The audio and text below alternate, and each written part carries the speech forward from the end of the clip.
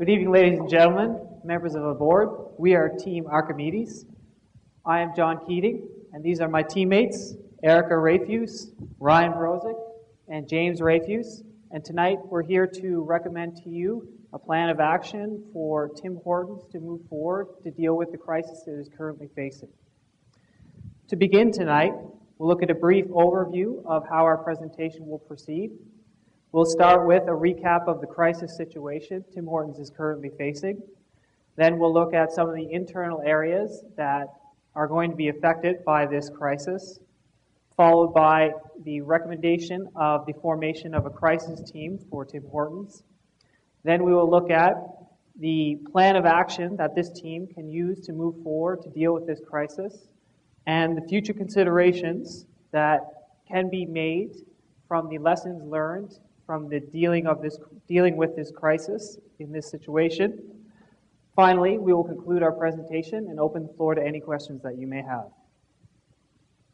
So to begin, currently, Tim Hortons finds itself facing the crisis of the discovery of contaminated coffee beans from one of its major suppliers existing within its supply chain.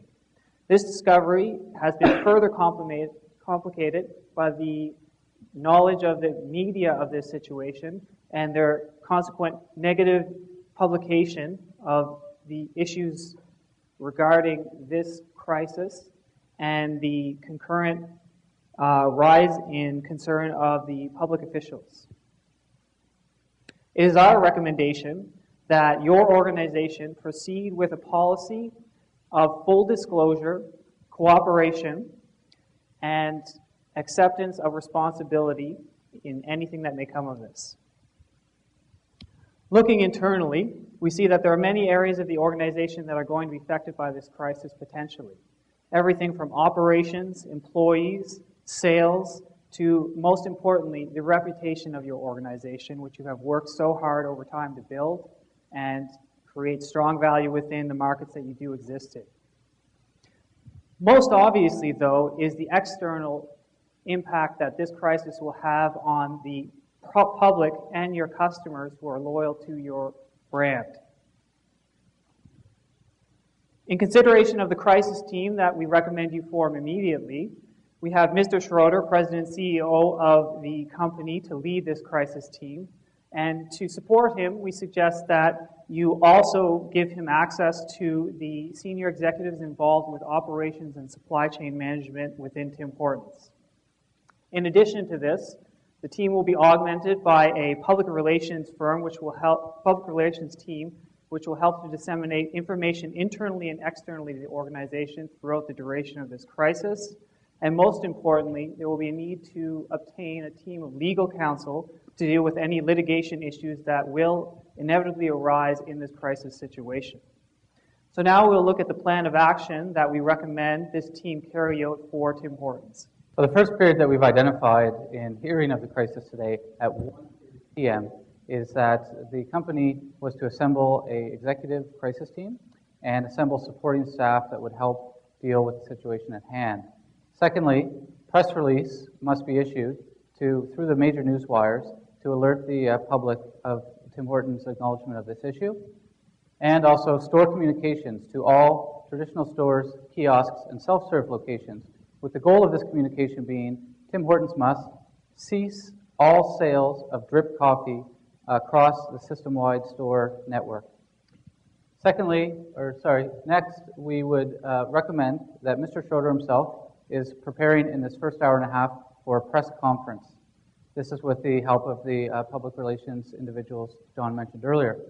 And the operations and supply chain team is going to be drilling down into the origin of these coffee beans and trying to ascertain where were these beans roasted, where did they come from, be it Hamilton, Rochester, or a third-party provider.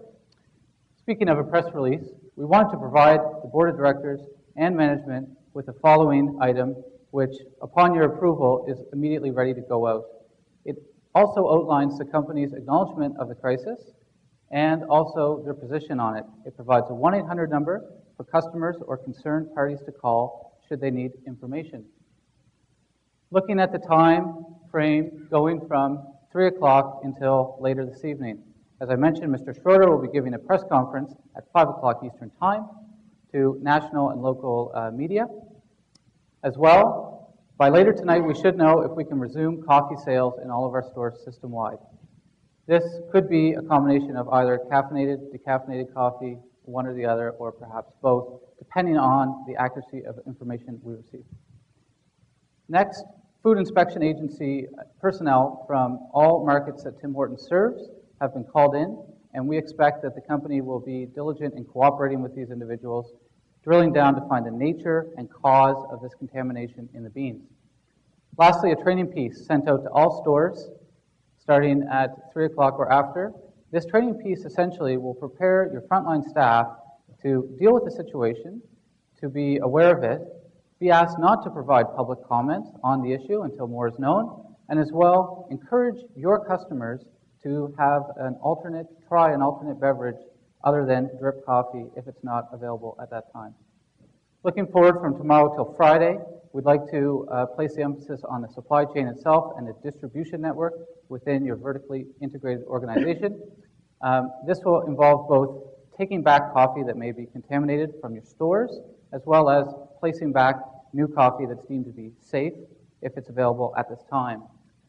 If your distribution network cannot handle the demands of this initiative, additional equipment can be leased, such as trucks, planes, etc. Further, press releases, media contact, print ads perhaps in national papers will go out as information is available, and the company can make a claim as to whether or not the company is, how the company is basically proceeding with the crisis at hand. Legal issues and losses will be analyzed and managed as we go along. So looking at that, how do we view the objectives of the recall program? All right, to provide an overview of some of the objectives as you go through the recall program, we first suggest that you look to minimize the effect that it will have. So therefore, you need to contain the issue, ensure that you're not getting more inventory and that that is being contaminated. So you need to look into that, as well as continue to control the information. Ensure that you are the first to the market, that the media is not getting information before you're able to take it to the market. This could result in brand deterioration if the consumers are getting the information from the media rather than from your company. Next, we said correct the problem. Look how the problem is how it started and what is being done about it, as well as what you can do to avoid it in the future. Next, we look to evaluate the current situation. As you are looking at this crisis management situation, we recommend that you look at other companies and how they have managed a similar situation. Look at the strengths and weaknesses of these companies and how they were able to implement and get through this and remain a profitable company. Next, after you have overcome the crisis, we recommend that you hire an internal consultant who will be able to look at your company and see how you handle the situation and ways you can improve in the future. And then next, we looked at the inventory and the raw material goods that you currently have. Some things that we recommend for your raw material goods is that you try to diversify your suppliers, especially your unique goods and your unique coffees and teas. Ensure that you are diversifying those suppliers to avoid any contamination. If it's from one area, then you are able to get from other suppliers. Next, with the inventory, we recommend that you try to minimize your inventory level. Currently, you're at approximately 10 days turnover with your inventory. We recommend that you try to maintain that in the future, as well as talk to your franchise owners and make sure they understand the cross-contamination issues if you are holding the inventory in the wrong way in their franchise, in their location. And then next, we provided a little inventory analysis here. And we looked at your annual report, and we saw there that you are able to change your suppliers if you want to improve your brand. So therefore, what we're recommending is that you do look at that if you are going to continue to maintain the contracts and increase your contracts in the future. And as you can see here, you have been very steady over the past 4 years with your turnover and your inventory days, and we recommend that you continue to improve and maintain that level. Looking at things from a production standpoint, we found there are 4 key things that Tim Hortons must do going. First one that must be looked at first is in terms of having excess capacity at the production plants to meet demands in case one of the production plants goes down due to contamination. Though currently, right now, there are 3 plants. So what we have in mind is that we need to make sure that the production plants that Tim Hortons has can 2 out of 3 plants, any 2 out of the 3 plants can meet the demand for the next 2 weeks while one of your plants is down. Then, in order to make that happen, the inventory must be equal at all of these plants. This is because there's no way of knowing which one of your plants could go down. Again, looking at that, we have to see that every plant in your supply chain must be able to feed the whole supply chain. So if this means that a plant goes down in Rochester, though, you need to make sure that the production plants in Canada can not only supply the Canadian operations, though, but also the U.S. operations and the operations in Ireland. One big concern that was identified that your company has is currently your par-baked goods are only being produced at one plant, at the Maidstone plant. This produces a great risk. So what your company should do is look going forward at either signing an agreement with another plant to have excess capacity in case this plant goes down, or look at finding a way to zone off certain parts of the plant in case one of these areas is contaminated. From an insurance standpoint, though, how good is your insurance? What sort of scenarios have you run in terms of the maximal impact based on 1 or 2 contaminations, though? So the next thing that was identified that needs to be looked at by your organization is the tracking system that is in place. We recommend that the tracking system be used that within 1 hour of identifying a contaminated good, all of the end receivers, though, will receive an automatic notification indicating that the end products have been contaminated. This is crucial in terms of ensuring safety of your customers. The biggest point we need to stress is proper education and training of your employees. Your employees are your frontline resources, though. These are the people the customers will be interacting when there is a contamination problem, as well as any other crises that you may face.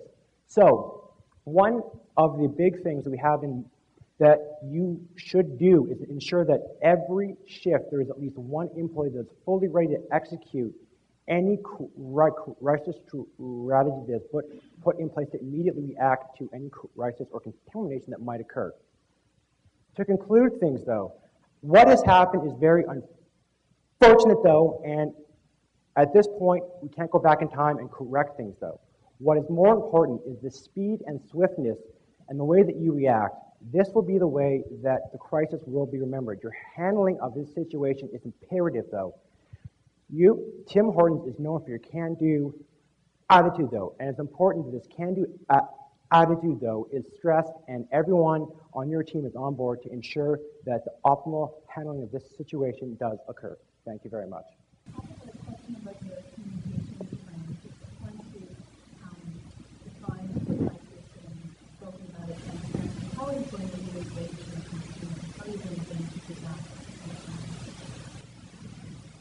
Well, our plan is we're going to ensure that the market and the consumer knows exactly what happened and that we have improved it and we have solved the issue that was at hand at the time.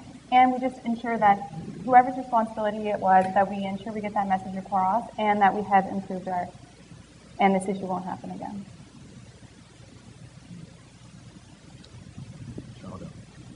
So you spent a good bit of time telling us about some of the longer-term implications of this thing, the inventory turns, diversifying the supply base. As a board of directors and our crisis management team, on balance, how much time should we spend on the short-term issues versus some of those longer-term issues? I think that time will largely depend on getting through this period. Because the short-term issues are the ones which are urgent, which are calling for immediate action and your attention in the near term. Once this crisis is largely behind you, that's when to focus on the longer term. The future considerations or the takeaways we wanted to give the board in terms of future risk management opportunities or areas to look at in the organization. At this point in time, it's hard to say how much time the short term will comprise.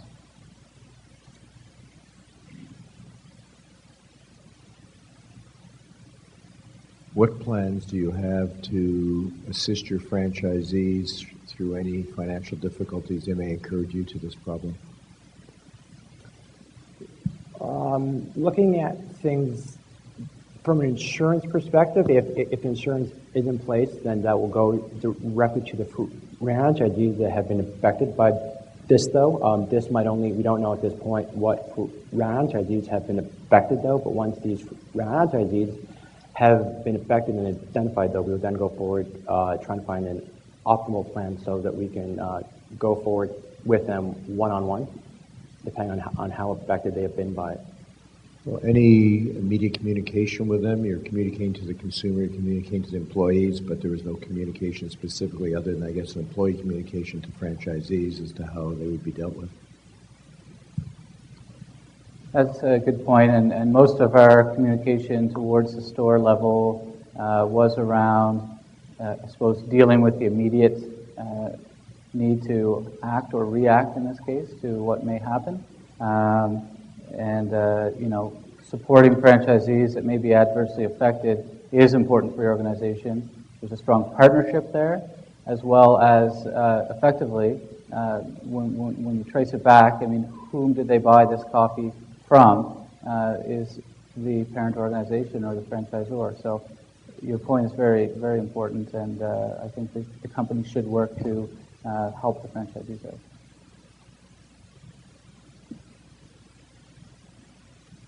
So we've seen similar crises over the past couple of years, things like Maple Leaf Foods. Any lessons learned, things we should do, things we shouldn't do in those situations?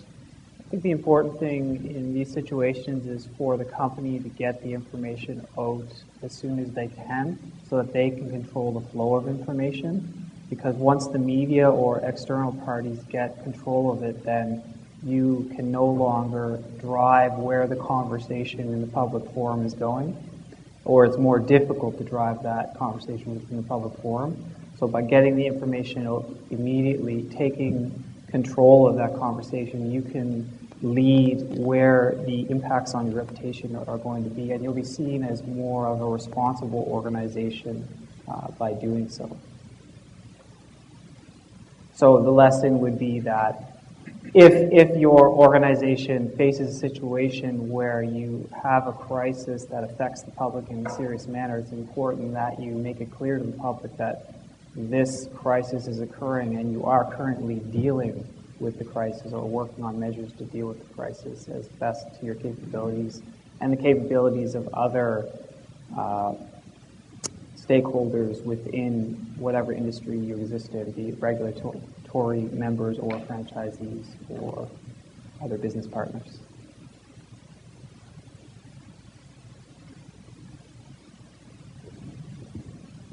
How are you positioned financially in your prolonged slump in sales if it takes time to get consumer confidence back? I think overall in the organization, from a financial standpoint, the issue would be less around the company itself, with at last record over $213 million in cash in the bank. Financial position would be strong. The greater concern, perhaps, is the financial capability of the franchisees, back to the earlier point, and perhaps helping them out, giving them relief on royalties or rental income temporarily might be an idea for that.